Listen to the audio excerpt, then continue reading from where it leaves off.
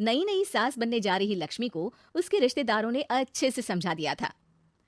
दीदी देखो, सास बनना आसान नहीं है।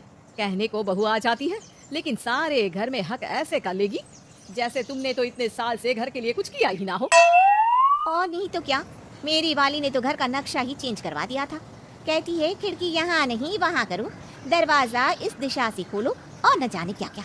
अरे बताओ, 20 साल से क्या मैं गलत खिड़की दरवाजे के साथ रह रही थी? तभी वहाँ बेटी आ जाती है।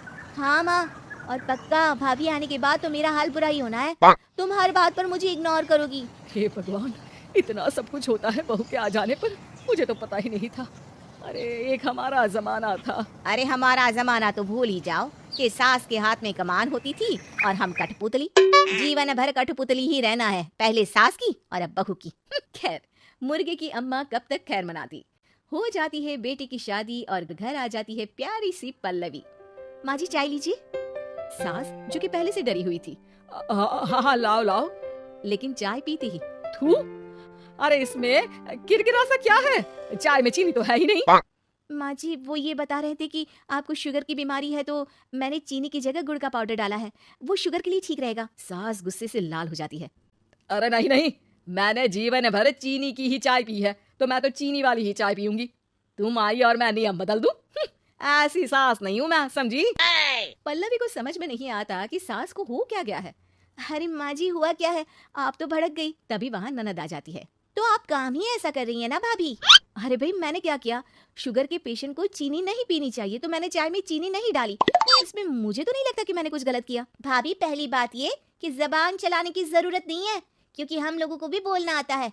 बाकी आपका क्या मतलब है कि हम लोग माँ का ख्याल नहीं रखते हैं? आपको ही सारी साइंस की नॉलेज है। पल्लवी समझ जाती है कि इन लोगों के दिमाग में बहू को लेकर धारणा गलत ही है, इसलिए वो बिना कुछ बोले वहां से चली जाती है। थोड़े दिनों बाद जब पल्लवी ड्राइंग रूम के पर्दे बदल रही थी, पंछी पन्नू उड़ती फिरूं मस्त गगन में, आज मैं आजाद हूँ दुनिया के चमन में।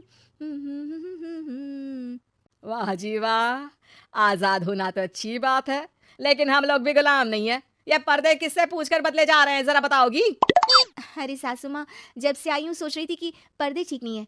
पता है पर्दे इतने हल्के हैं कि दिन में बाहर से पूरा घर दिखता है, लोग झांकते हुए रास्ते से निकलते हैं, ये मुझे अच्छा नहीं लगता है। अरे वाह जी वाह, 5 साल से तो ये पर्दा लगा है, तब तो लोगों ने झांका नहीं। आज तुम आई हो तो लोग घर में झांकने लग गए, क्यों? अरे भाभी, आपको ये तो नहीं लगता कि आप हीरोइन जैसी दिखती हो या इतनी सुंदर हो कि लोग आपको झांक झांक कर देखते रहें?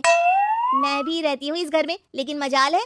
पल्लवी सर पर हाथ रख लेती है, पर्दे लगाकर पुराने पर्दों को हटा देती है और निकल जाती है। देखा माँ, इसे कहते हैं मनमर्जी। आपने मना किया, फिर भी भाभी ने पर्दे हटा ही दिए। ठीक है बेटा, शुक्र करना पर्दे ही हटाए हैं। अरे कहीं किसी दिन ये हमें ही ना हटा दे। ऐसे कैसे हटा देंगी, हम क्या पर्दे हैं?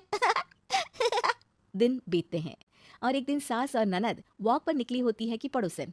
क्या बात है, आजकल तो आप लोगों की कोई खोज खबर ही नहीं है, तरस गए हम लोग तो। अरे नहीं नहीं, बस घर पर ही रहते हैं पहले जैसे। पहले भी तो इतनी ही खोज खबर थी ना। अरे नहीं नहीं, पहले की बात और थी।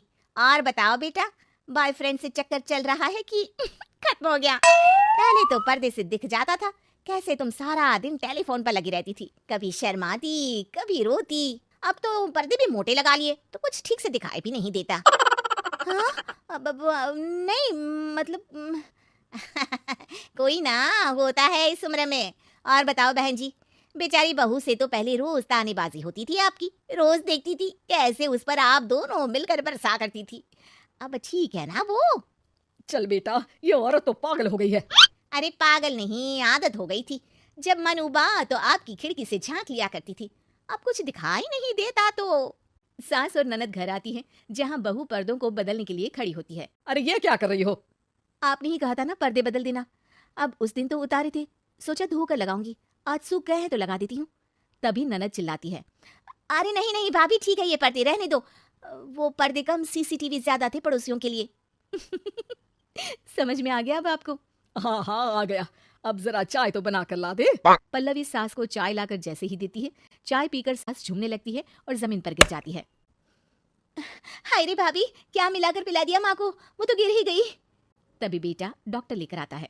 चेकअप के बाद डॉक्टर कहते हैं, ओ माय गॉड, इनका तो शुगर लेवल बहुत बढ़ गया है, क्या ये चीनी खाती है? हाँ डॉक्टर साहब, मैंने कई बार इनको चीनी की चाय और मीठा के लिए मना किया, लेकिन ये मानती ही नहीं। माँ को कुछ होगा तो नहीं ना? वो ठीक तो हो जाएंगी ना? अरे बहू की बात नहीं मानती तो क्या बेटी की भी नहीं मानती है ये?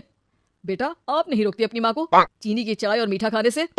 बेटी क्या बोलती, उसे वो दिन याद आ जाते हैं जब उसने भाभी को इस बात के लिए भला बुरा सुनाया था। डॉक्टर के जाने के बाद, भाभी मुझे माफ कर दो, लोगों के कहने में आकर हम लोगों ने आपसे बहुत बुरा व्यवहार किया, जबकि ससुराल वालों को ये समझना चाहिए कि घर बहू का भी होता है।